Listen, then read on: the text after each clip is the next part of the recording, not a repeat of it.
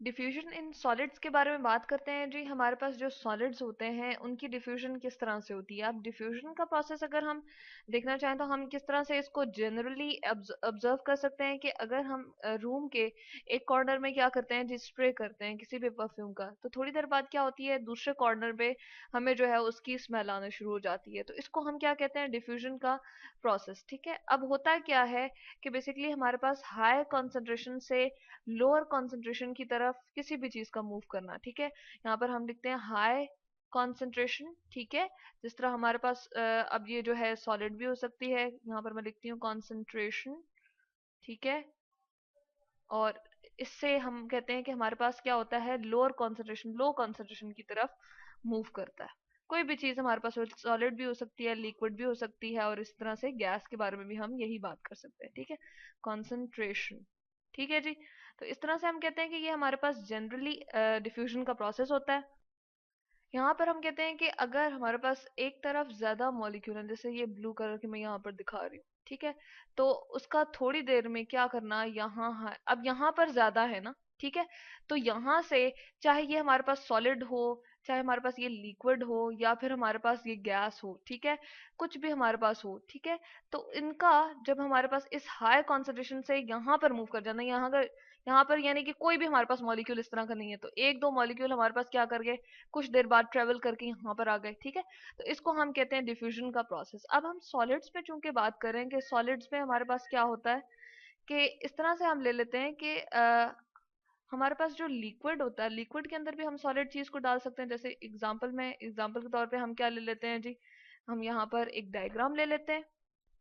ये हमारे पास जो है, अब हम इसमें इस वाटर का जो बीकर हमारे पास प्रेजेंट है, इसके अंदर हम ना एक क्रिस्टल डालने जा रहे हैं। ठीक है, हम KMnO4 की इसके अंदर जो है, ये हमारे पास एक केमिकल है, पोटाशियम परमैंगनेट हम इसको कहते हैं, KMnO4। ये मैंने इसका केमिकल फॉर्मूला लिख दिया है, पोटाशियम को K से, मैंगनीज को हमने Mn से, और ऑक्सीजन हमारे पास O4, यानी कि चार इसके एटम जो है वो इनके साथ अटैच होते हैं, चार ऑक्सीजन के, एक पोटेशियम होता है और एक मैंगनीज। तो हमने क्या किया, इसके अंदर क्रिस्टल डाली। अब क्या होगा, जैसे हमने इसके अंदर डाली तो कुछ देर बाद हम ऑब्जर्व करते हैं कि ये जो हमारे पास, अब ये चूंकि सॉलिड में है ना, ठीक है, सॉलिड में है, तो इसके पानी के अंदर जाते ही, यानी कि ये जो सॉलिड था हमारे पास KMnO4, ये जो हमारे पास इसकी क्रिस्टल थी, ये पानी के अंदर जाते ही इसके मॉलिक्यूल्स जो होंगे, सॉरी, इसकी जो हमारे पास बिल्कुल जी, ये जो छोटे छोटे हमें नजर आ रहे हैं बॉल्स की शेप में, हमने इसको सपोज स्ट्रक्चर इसका बनाया हुआ है, छोटे छोटे जो इसके मॉलिक्यूल्स हैं वो क्या करेंगे, पूरे के पूरे पानी में यहाँ पर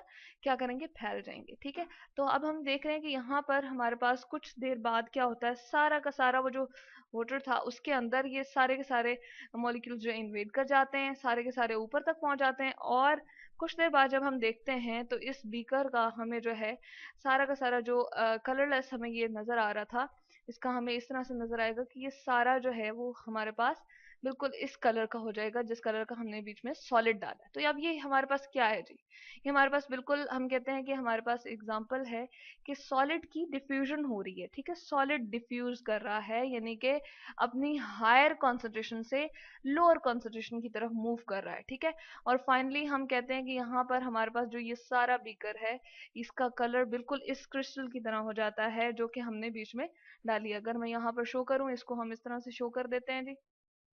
ठीक है, कि ये वाला, ये जो सारा का सारा हमारे पास पार्ट था, इतना ये लिक्विड का, ये सारा हमारे पास टाइम ड्यूरेशन के बाद, एक खास टाइम के बाद हमारे पास सारा का सारा क्या हो गया, इस कलर का हो गया।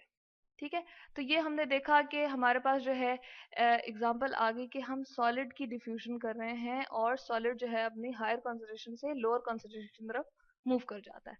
इसके अलावा हम एग्जांपल ले लेते हैं कि अगर दो सॉलिड्स हमारे पास अवेलेबल हो ना, ठीक है, जैसे हम दो मेटल्स को ले लेते हैं, इनके हमने ये एटम्स, ये जो गोल गोल हमें नजर आ रहे हैं एटम्स कंसिडर किए हुए हैं। ठीक है, तो हमारे पास ये जो कॉपर है मेटल, एक तरफ Cu से हमने रिप्रेजेंट किया हुआ है, और दूसरी तरफ हमारे पास जो है वो क्या है जी, निकल है, इसके एटम्स बहुत सारे मौजूद है। ठीक है, इन दोनों को हमने क्या किया है, इस तरह से जोड़ के रखा है। अब ये सॉलिड है और ये भी सॉलिड है, दोनों सॉलिड है, एक कॉपर मेटल है और एक निकल मेटल है।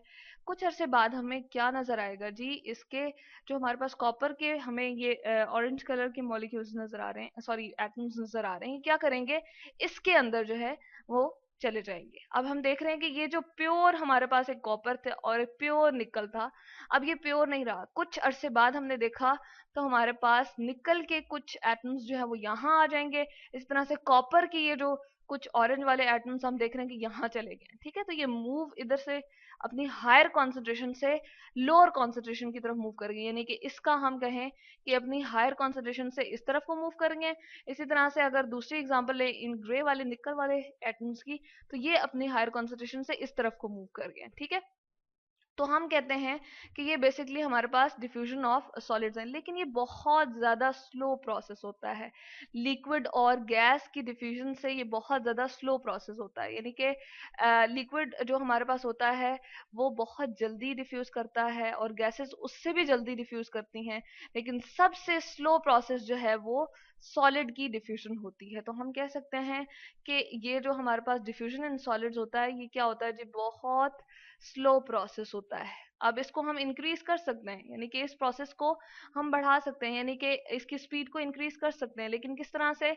जब हम क्या प्रोवाइड करें इनको, टेम्परेचर प्रोवाइड करें। अगर इसको हम क्या करें जी, टेम्परेचर दे दें, यहाँ पर मैं लिखती हूँ हाई टेम्परेचर दे दें, तो हमारे पास ये जो डिफ्यूजन का प्रोसेस है ये इंक्रीज हो सकता है, स्पीड हो सकता है। यानी कि ये जो मॉलिक्यूल्स हैं या हमारे पास जो एटम्स हैं ये जल्दी जल्दी एक दूसरे में इन्वेड करना शुरू हो जाएंगे। ठीक है, यानी कि एक दूसरे हायर कॉन्सेंट्रेशन से लोअर कॉन्सेंट्रेशन की तरफ जल्दी जल्दी मूव करना शुरू कर देंगे अगर हम टेम्परेचर क्या करें, इंक्रीज करें तो। ठीक है, यहाँ पर हम लिखते हैं इंक्रीज। तो इस तरह से हम कहते हैं कि डिफ्यूजन हमारे पास सॉलिड, लिक्विड और गैसेस तीनों स्टेट्स में नॉर्मली हमारे पास ऑब्जर्व होता है, लेकिन सॉलिड्स में बहुत स्लो प्रोसेस होता है, बहुत ही स्लोली। ये काफी अरसे बाद हम देखेंगे तो हमारे पास ये नजर आएगा कि हमारे पास ये जो एटम्स थे सॉलिड के, कॉपर और निकल के, एक दूसरे में कुछ ही एटम्स जो है वो मिक्स होंगे, यानी कि कुछ ही डिफ्यूज करेंगे। इस तरह से हमें ये पता चला कि ये जो सॉलिड का डिफ्यूजन का प्रोसेस है ये बहुत